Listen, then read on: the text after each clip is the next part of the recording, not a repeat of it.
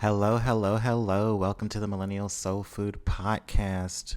What is up? We in these YouTube streets. Bro. Well, if this is your first time tuning in to my channel, I'm Keonce, if you're nasty. But I am creator of Millennial Soul Food, and I do have a podcast. But I decided that I wanted to start getting in these YouTube streets just because I really respect the YouTubers out there that really put in that work to do like all this research and editing.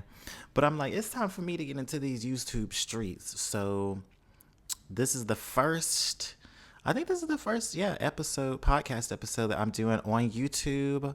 So if you're discovering me through YouTube right now, this is my little amateur setup. But I talk about everything from about like hoodoo, spirituality.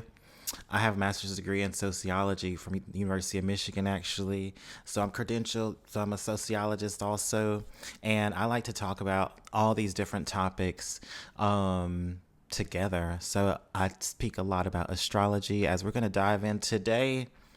I got some updates about astrology, and we're going to talk about politics, because I'm like, it's time for me to be out in these YouTube streets and giving my opinion on things, because it's time to expand. So if you're into the vibes, hit that subscribe button. I'm definitely going to get like a tea light or something, but right now I'm working with this yellow light. I got my little ancestor altar over there, so I'm working with the background. We're gonna get it. We're getting it together. So this also is my tea, cause girl, I had like tonsillitis. Well, I guess I'm still kind of getting over it, but I had tonsillitis over the Christmas break.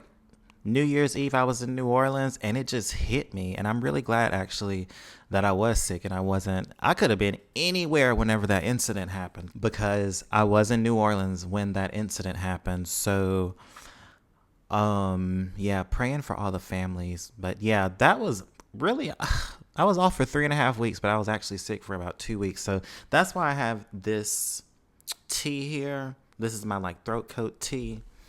And, otherwise, my Christmas break was pretty good, given all of the stuff that has been going on. It's still kind of hot. Let me put this over there. So yeah, what else has been going on with me? Tarot for business. I'm still developing tarot for business. This is going to be a series that I am doing that is for empowering people who are looking to create side gigs or additional streams of income. And it's on how tarot can inspire you to create your own brand, to create your own brand identity, the different ways to market yourself. So I'm going to be launching that pretty soon. It's just a lot of work that goes into it. I want to take my time with it, Also, the LA fires have been going on. I am helping my friend raise money for her GoFundMe, because her family sadly like lost everything in the fires, and they're a black family that lived in Altadena, historically black area in Los Angeles. And I'm really trying to just amplify a lot of the black neighborhood, the black neighborhoods, well, specifically Altadena, and people who lived in those spaces, because oftentimes those are the people that don't really get to go back. I know for my family in Hurricane Katrina, a lot of them moved to like Mississippi, because right after the storm, everything just got really expensive in terms of like real estate and stuff like that. And we are living in the disaster economy. We have always been. And I know after living in New Orleans forever, for like 4.5 years, I definitely know about that. So sending my prayers. If you're interested in donating to my friend's GoFundMe, please check out the bio. check out the description. I'm new to these YouTube streets, so we getting the lingo together. We getting the lingo together. It's gonna be together.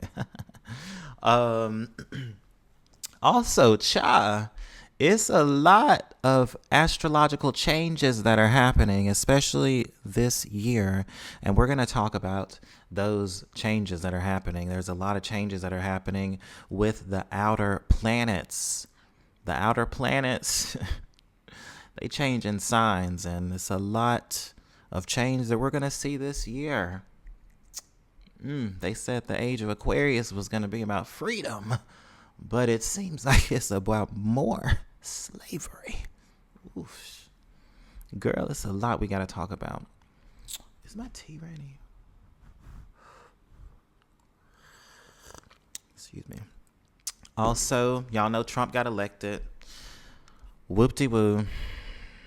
We're about to just talk about all this stuff, especially we're going to talk a little bit about what happened in the first week of him being in office and just everything that's been going on. So let's hop into the astrology.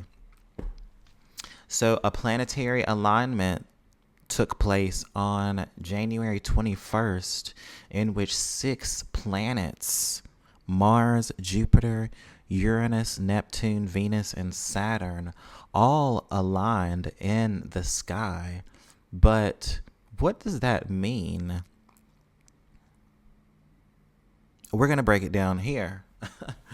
We're seeing a lot of major societal shifts that are happening right now, Lord Jesus. And I'm going to talk about 4 transits that are really going to be impactful this year. And I think that we're already kind of seeing some of them manifest. So a lot of times with astrology, timing it's relative, but it's not exact. I mean, sometimes you do really find, like, shout out to the Astrology podcast. You do, and also What's Your Sign podcast, because they are some 2 podcasts that I listened to a whole lot when I was learning astrology like years ago. But there are a lot of shifts that are happening, and these planetary shifts don't always happen on the day. Sometimes they do. I have seen where the astrology podcast and different people, What's Your Sign, talk about, exact timing for different transits that happen. But these dates are relative, but I can definitely see us revving up to these energies. It's a lot that's going on. A lot of just Aries red everywhere. I'm not going to go into analyzing all kinds of events through astrology, like tragic events and stuff like that, but just a lot of Aries energy. And I was telling people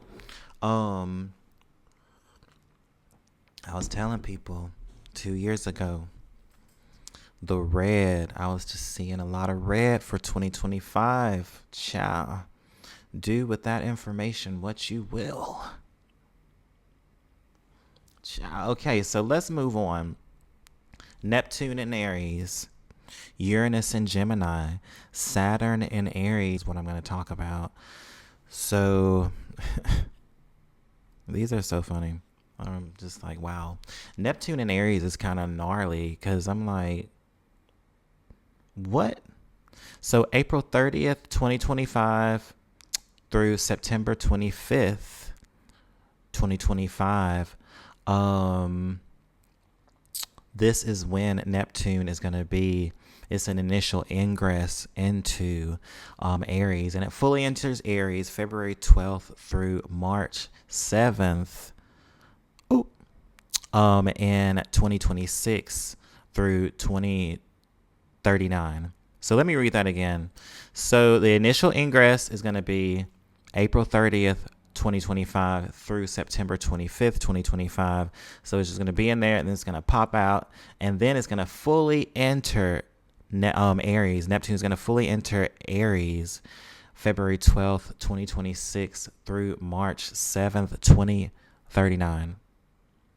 Ooh, that's a long transit. That's about 13 years. And let's go over some of the points, because you have to remember the planets that are after Mars, like Jupiter, Saturn, Uranus, Neptune, Pluto. Those are outer planets, and they affect us on a grander scale, societally, in a collective manner. We're going to go over Pluto. Pluto isn't a planet anymore, but it still counts in astrology. So Neptune in Aries. Gnarly. Illusion of heroism, an increase in false saviors or misguided leaders who use charisma to manipulate rather than inspire. I just made an IG post about the spiritual growth. I'm in the spiritual I'm one of the spiritual growths on Instagram, and it's a lot going on. It's a lot of things going on, and it's a lot of false saviors out there. It's a lot of misguided leaders also. That's the reason I really encourage people to practice their own solitary spirituality. Everyone needs to have their own way of connecting with a God, Gaia, with their own Ashe. Everybody needs to have that connection. Point blank. Y punto. Impatience in spiritual growth, a tendency for people to seek quick fixes or shortcuts to enlightenment, leading to superficial practices. And remember, Neptune is tricky. Neptune's a tricky planet, and in Aries, that fire, you need to be grounded. That I definitely see with the proliferation of all of these videos related to spirituality. I think part of my spirit was just telling me, with Neptune going into Aries, I'm not really, hoodoo is closed. I'm not really giving out a lot of more information like that. I didn't really give out like everything or nothing like that. I gave out some pretty basic information when I was especially when I was starting the reels.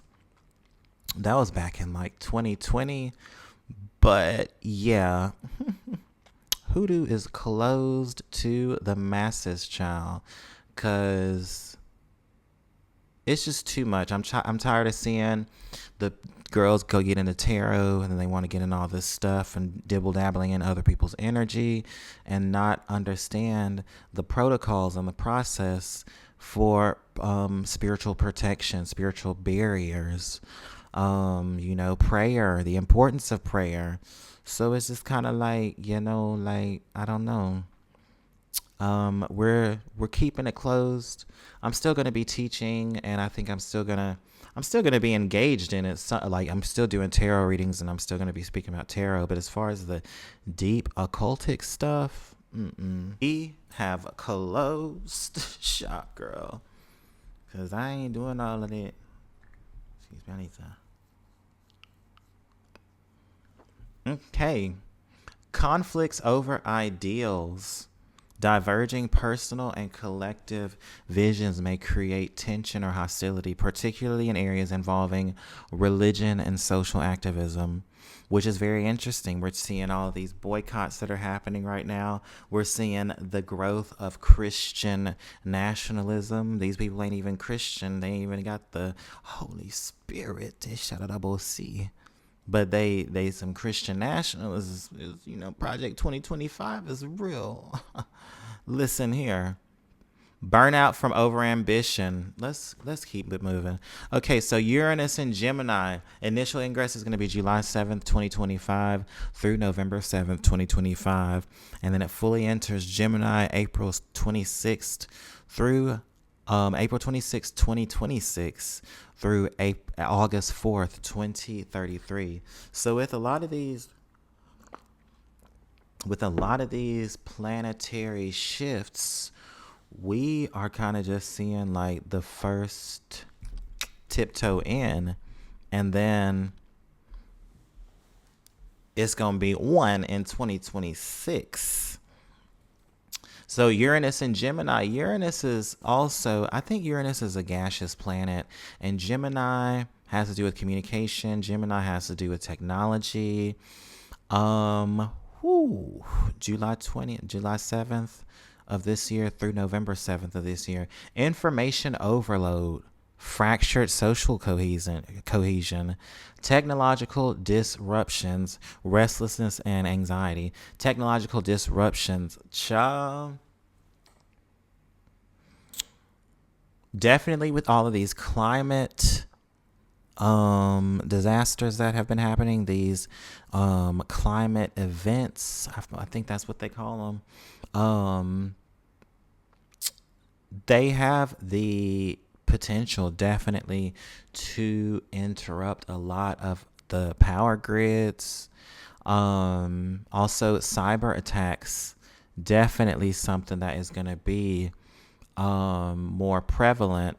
It already happens a whole lot, but definitely, I remember Lovely T, actually, shout out to Lovely T, was talking about how the World War III is not going to be fought necessarily only with weapons, but it's also going to be through information. So that is definitely some real stuff there. I'm trying not to curse or nothing because I want to get monetized on YouTube. So, excuse me. Saturn and Aries, Lord, God. May 24th of this year through September 1st. And then it's going to go fully into Aries, February 14th, 2026 through April 13th of 2028. So the characteristics of this transit is impulsive authority figures. Let's really hope that they don't get that third term thing passed, because ain't nobody trying to do all that. Like, at the end of the episode, I'm going to talk a little bit about a black exodus that's been happening. Resistance to structure. I definitely do feel like with Saturn and Aries, we're going to really see a lot of breakdown of the traditional structures. I'm going to talk about bricks later on, but we are really seeing a shift in the power dynamics, and I definitely do feel like our current direction in the U.S. is going to drive things further into the pits of hell. But, you got to stay informed, read up, check your sources to see which party, which side they on. Are they non-biased? Are they using actual sources? Are they using actual empirical studies? Come on. Self-doubt and isolation. More loneliness, aggressive reactions. Sorry, none of these are like positive. There are positives, but girl, we being on some real stuff. Like, I'm not really trying to sugarcoat nothing. I'm tired of the spiritual bypassing. Because I was one of those girls who was like, oh my God, the age of Aquarius is going to be so great. But we are in dire times. So if you're looking for some feel good stuff, we are critical thinker. You can't be happy. I put a little humor into this, and stuff like that. But girl, we really here talking about the real stuff, and I'm just not really here to sugarcoat nothing. Cause we in the trenches, bro. It's not the time to be. I do love the celebrity gossip. I do keep up with it, but that's not this channel, yeah. We talking spirituality. I'm a 12th house stellium, Capricorn stellium. So stay ready, so that you ain't gotta get ready. Stay informed. Shout out to all the Aquarians out there. I'm an Aquarius rising. Pluto in Aquarius, because that is a very important transit. The last time that Pluto was in Aquarius, spanned from 1778 to 1798, which was a period marked by revolutionary change, radical shifts in power structures, and transformative advancements in thought. Aquarius, which is associated with innovation, humanity, and rebellion against the status quo, aligned powerfully with Pluto's energy of destruction and rebirth, catalyzing profound societal upheavals. This era saw the American Revolution's conclusion and the establishment of the United States Constitution, a groundbreaking experiment in democracy and governance. Across the Atlantic, the French Revolution erupted, dismantling centuries-old monarchies and feudal systems in favor of ideals like liberty, equality, and fraternity, even though they weren't really treating Haiti like that. But Haiti did, or was it like 1804? Because I don't want to leave out the Haitian Revolution from 1791 to 1804, when the enslaved people in the French colony of Saint Domingue, sorry, I speak Spanish, I don't speak French or Haitian Creole, won this rebellion. So I don't want to leave that out. We talking about the French Revolution. You know, we don't talk about everything else.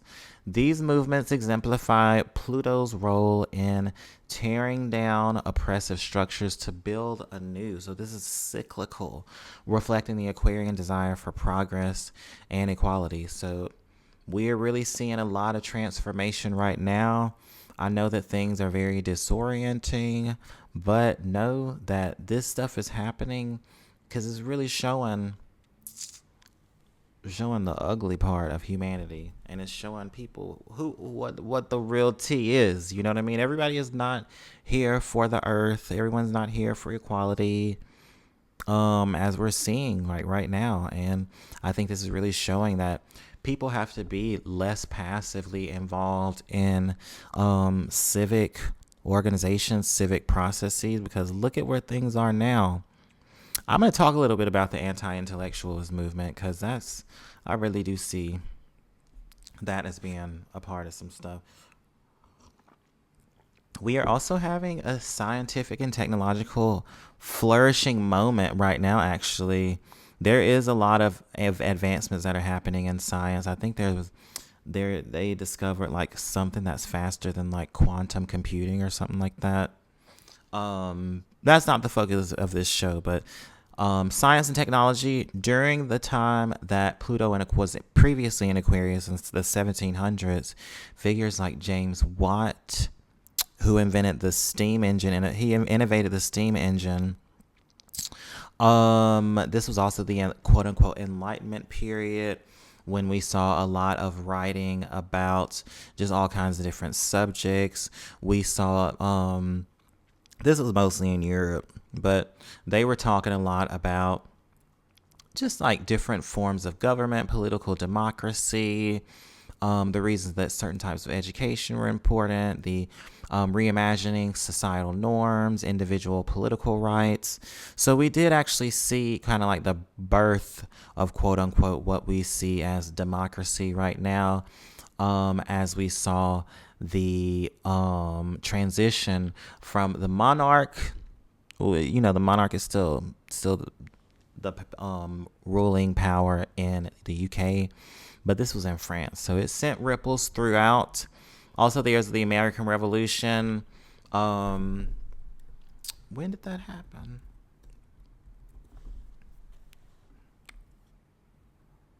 (1775 through 1783). So the American Revolution was whenever the United States broke away from being controlled by Britain, which was the monarch, the 13 colonies. Okay, but today with Pluto and Aquarius, we're definitely seeing a lot of realignment, and I do want to talk about the ways that we're seeing this realignment from the West, quote unquote, being the biggest power, historically the bully, because we are seeing Trump do a lot of things where he's talking about like bullying people using tariffs, which a lot of people who are talking about tariffs don't even understand what tariffs are, because it means we're going to pay the price. But I actually learned about BRICS in college back in like 2007.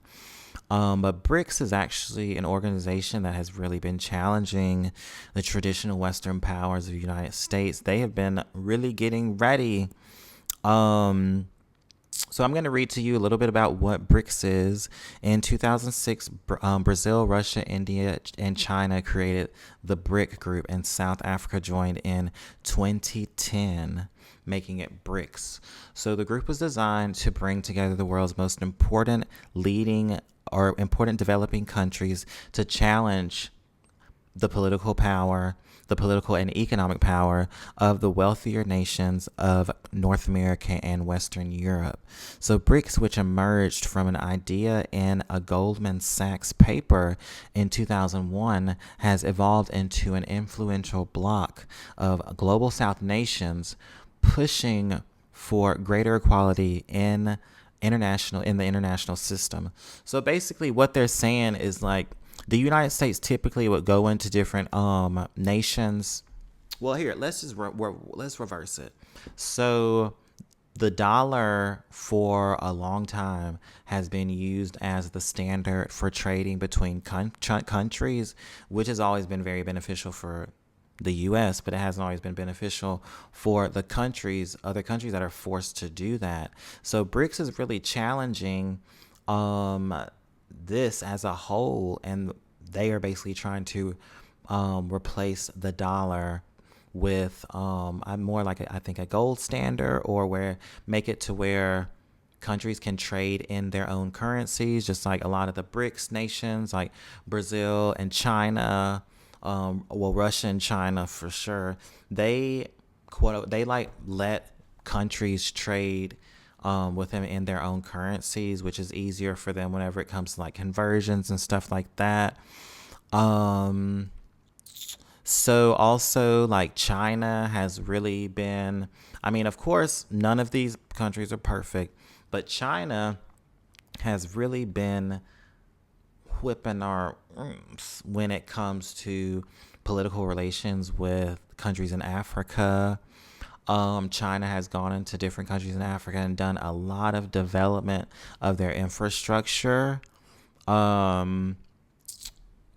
such as building like not only stadiums, but building roads, building actual infrastructure, like implementing systems for them to run electrical cars, and adopt that. So there is a lot that they're doing that is different from the ways that the United States has typically done things. As we see, like with Trump's presidential, like whatever, I wouldn't even call it a plan. Everyone thinks we're going back to like cheaper gas and like inflation is gonna go away, when it's like, bruh, this is how it is. Like, y'all need to understand the other countries are getting ready. They already got plans. Like, I'm like, BRICS they going ham. But I really do feel like there's a lot going on that I think is coming to a head here in the United States, especially when it comes to like this anti-intellectualism movement, where people literally don't even want to believe facts no more. You know what I mean?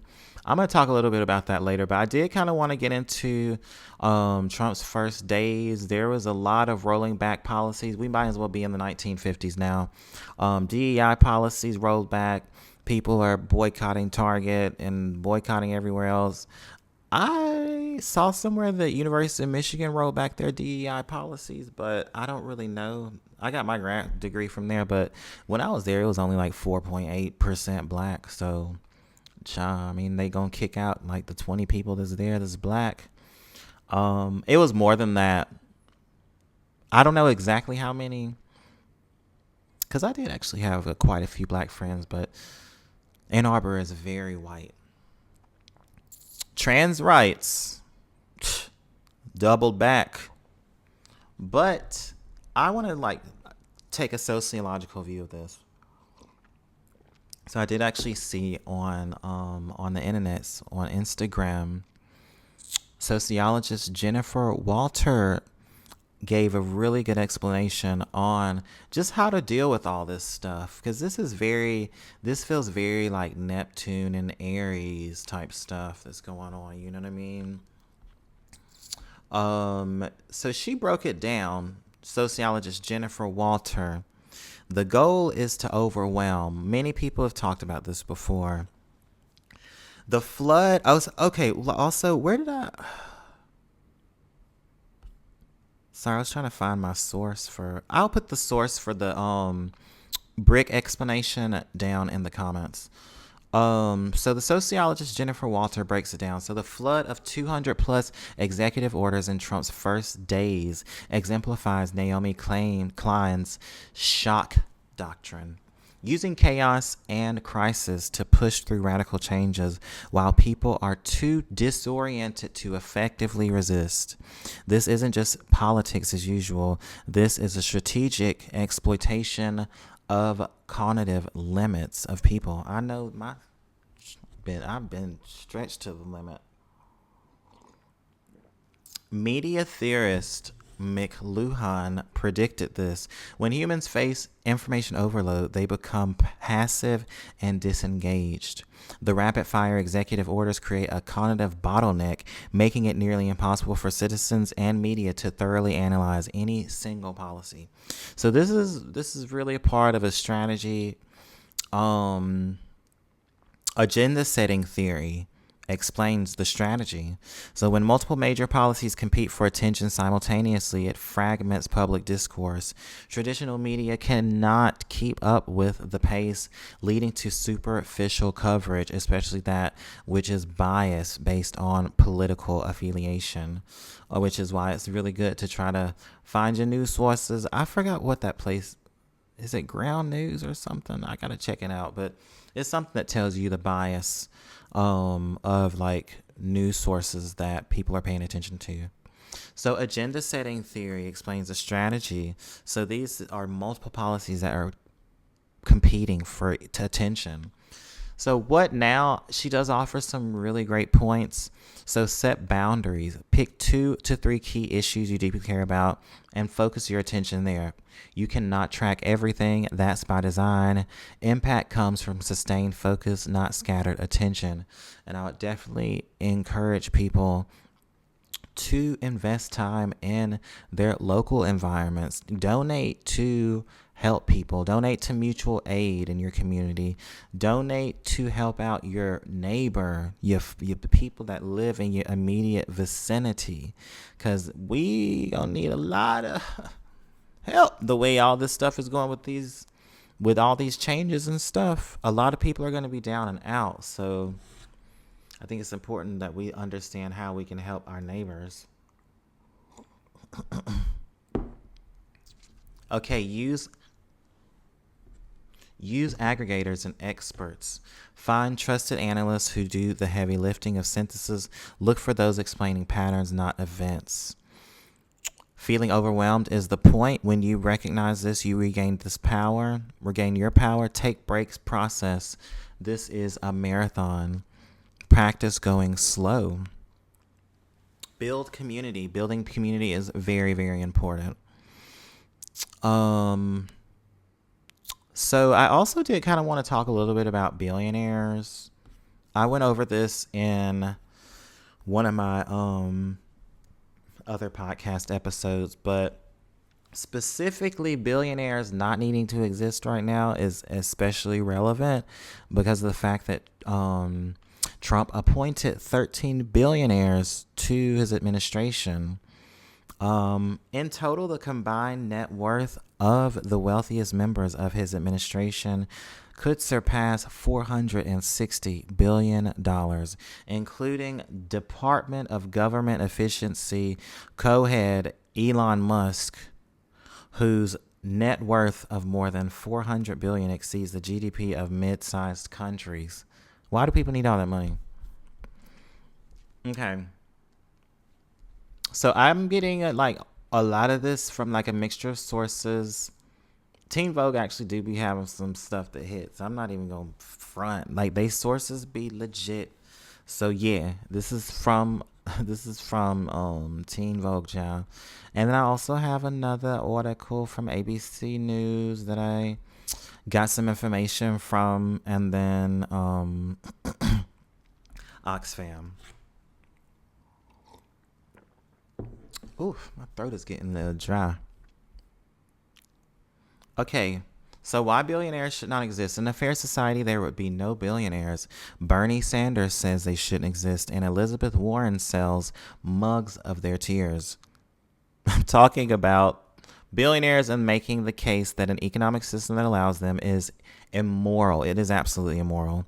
We have arrived at an obscene inequality crisis in which wealth is concentrated in the hands of a powerful few at the cost of crippling hardship, precarity, and compromised well being for most people.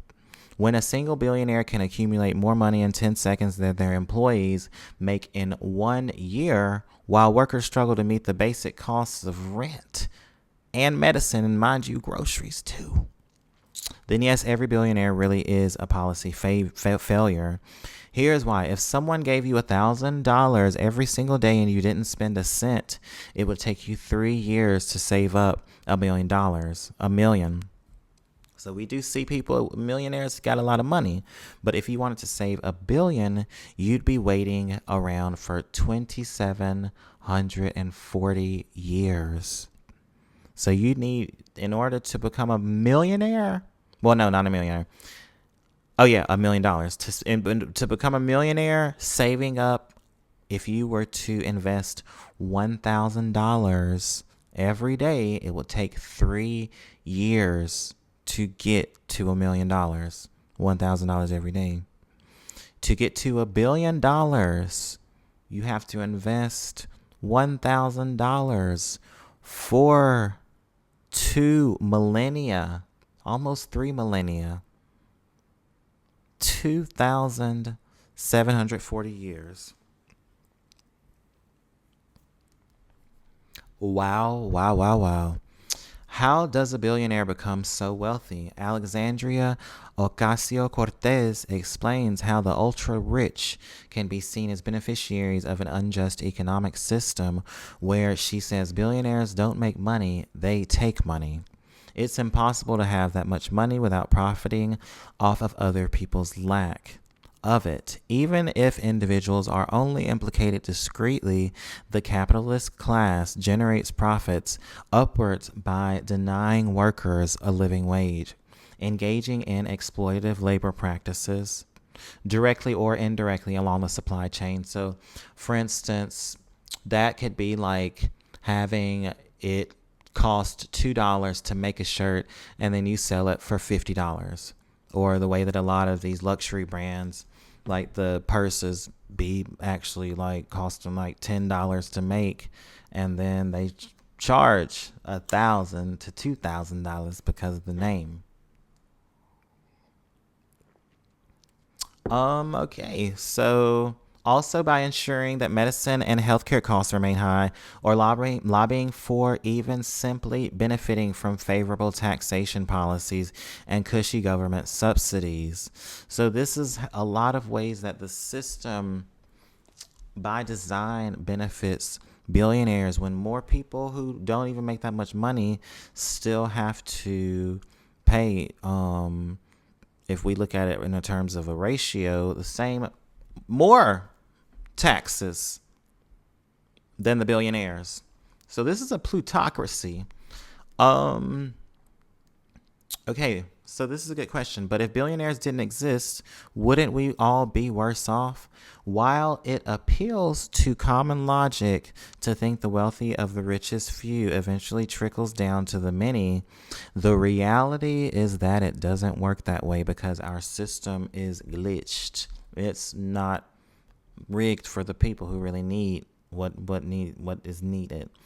Not least because America's richest can entirely and legally sidestep the system to enjoy virtually tax-free status.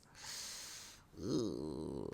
It's true that the billionaire class creates jobs and that wages have the potential to drive the economy, but that argument falters when workers barely have enough to survive. The potential to generate tax dollars from billion-dollar profits is enormous.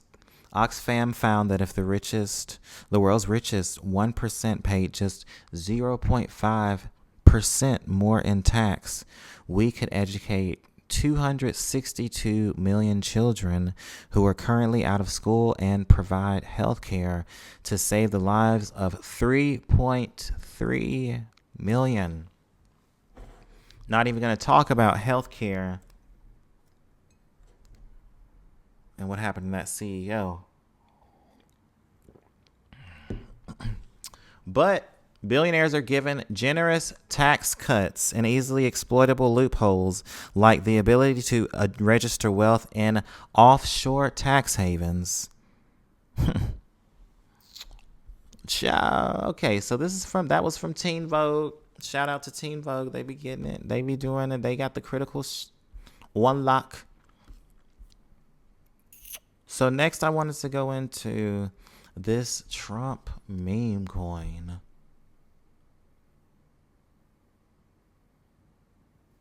I have never heard of a president coming out with a meme coin less 2 days before taking the oath. So let's talk about this. So the Trump meme coin is a meme coin. It's a form of cryptocurrency that he put out shortly before he took oath to the office. And with the crypto market, if you know anything about crypto, it is a very volatile market. And typically whenever there is a lot of hype around a certain kind of coin, the value of it goes up. But you got to watch the hype and you got to time it the right way, because the price will plummet very, very, very quickly. So with crypto, what you want to do, you want to get in when it's cheap and you want to watch it go up. But the game is withdrawing before you start to lose money. But basically, whenever Trump came out with his coin, a lot of people, I think it was over 40% of people, had never invested in crypto before. And so they didn't really understand the volatility of such a monetary system. And so people was losing a lot of money. A lot of people. A trader who invested over $1 million in meme coins saw nearly 90% of their funds vanish in just 2 days as the hype-driven tokens plummeted. So that's basically what happened. But it's kind of like, y'all is some fools anyway. Not y'all, but the people that went and bought this and didn't have no kind of knowledge. What do you think? This is Trump. What did Nene say? Signing Trump checks. Do y'all really think he cares? This is actually from Time, where I got some of these statistics from. Also, there are some fake meme coins that came up that just came out of nowhere, and they were associated with Trump's youngest son. And a fake Baron meme coin unassociated with Trump's youngest son also accumulated a $460 million market cap before crashing 95%. Girl, I'm telling you, the foolery. But let's get to this anti-intellectualist movement, because that is what I really want to talk about, because that's kind of how we got here, honestly. I really do think that the steady erosion of people's knowledge about civic policies, the fact that in our schools we don't really be teaching like the way that we need to be teaching. We have adults a lot of adults that don't understand the way that civic policies work, completely apathetic to the civic process, no faith in it, local processes, ain't nobody got no information on it. The public education system has really been on the downfall for like decades now. And other countries are really ahead of us. I talked about BRIC, but I definitely predict we gonna fall behind a lot. And now Trump is saying he wants to close the Department of Public Education.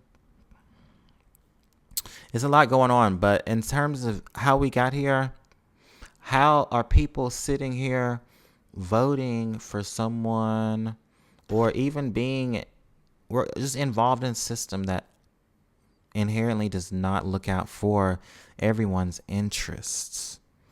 And also, you can also tell people the facts, but a lot of times, majority of people are only interested in themselves. They're very selfish, and altruism is not something that I think everyone is really able to embody or like really be able to practice, if that makes sense.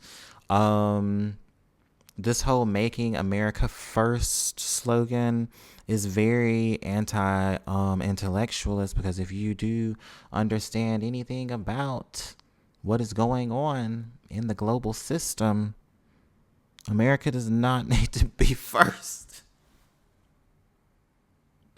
Why doesn't anyone believe in the climate crisis? It's strategic. People don't even read about nothing. But also, anti-intellectualism and demonizing so-called experts is a huge pattern that we've seen in populist movements and specifically fascism. So let's go in. I'm going to read a little bit from this author. I love this interview. His name is Matt Mata, and the book is titled Anti-Scientific Americans, The Prevalence, Origins, and Political Consequences of Anti-Intellectualism in the U.S. One thing about me, I'm read down.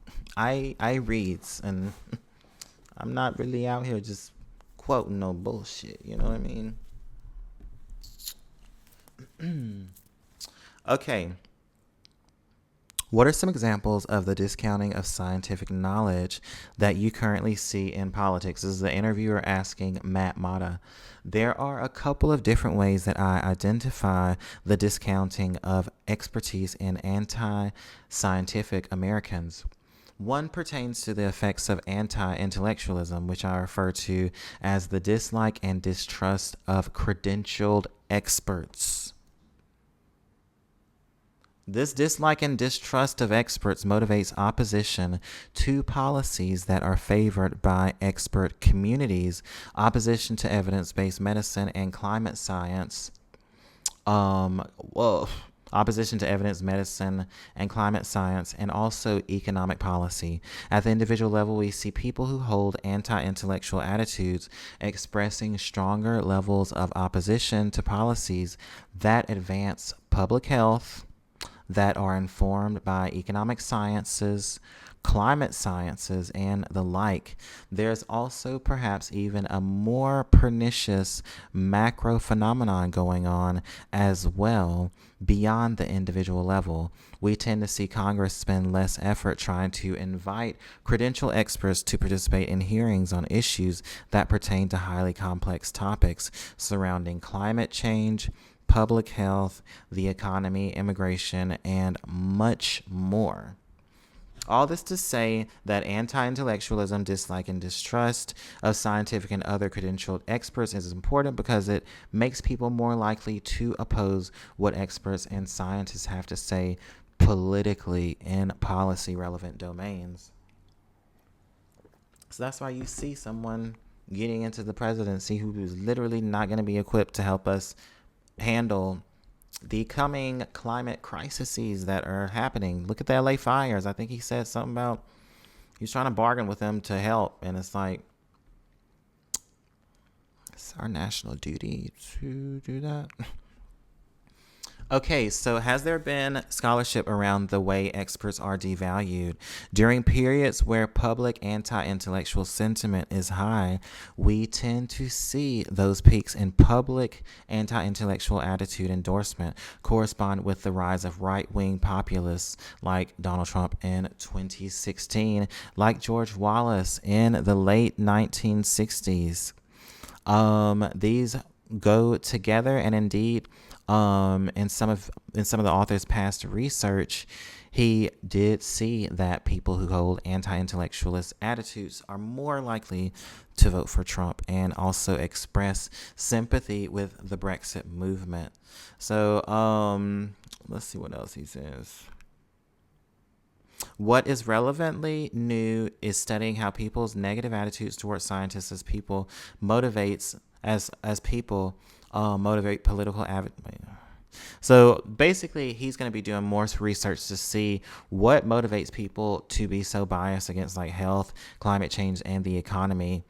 Like literally, people do not understand that when we increase tariffs against other countries, we are the ones that bear the brunt of those tariffs because we don't make any of our stuff here. Everything we get is imported. So what are we gonna like tax them to send us stuff that we need? Doesn't make any sense. So this is what I'm talking about. The ignorance around climate change, fossil fuels, like not really understanding that the Earth's temperature is rising like significantly. There's a lot of things going on. But I did kind of want to cover the anti-intellectualist movement and just kind of please, if you have any kids, just encourage them to read books and just try to get them off the screens as much as possible because we on a highway to hell. Okay. So also I did want to talk about a black exodus that I've been seeing. I've been seeing a lot of people talking about leaving the country and stuff like that. I did live in Mexico for a minute when I was in grad school. Well, no, when I was in undergrad. And then I lived in Ecuador. I did really love Mexico. I definitely want to go back at some point. A lot of people are moving to Costa Rica also. And also a lot of people are moving to South Africa. South Africa is a part of BRICS. Other places I have seen people moving to is Colombia also. But I feel like if you have the means, especially if you're like a black woman, really consider, because things is getting rough over here, most definitely. But I think that is all that I had for today. Got through a lot of different material. As I mentioned, I'm going to put into the comments or into the description more information about how you can support those who went through the LA fires and lost everything. We covered a lot of material. Let me know in the comments if there's any other subjects that you want me to cover. I'm here in these YouTube streets, so please like and share the video. Leave me a comment, let me know what you think. And more content to come, different kinds of content, different kinds of tarot content. But thank you so much for tuning in. If you did tune in all the way to the end, can you put like a candle emoji into the comments? All right. Thank you. Peace.